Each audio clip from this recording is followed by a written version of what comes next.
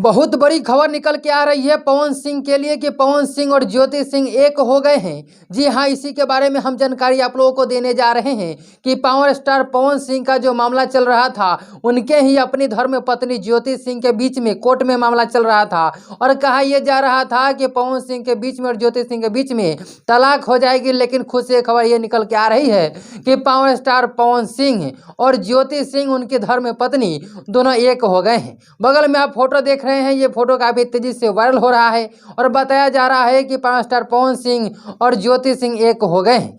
तो आइए इस वीडियो में बने रहिएगा, सच्चाई बताएंगे कि क्या सच में पवन सिंह एक हो गए हैं या ये झूठा अफवाह फैलाया जा रहा है।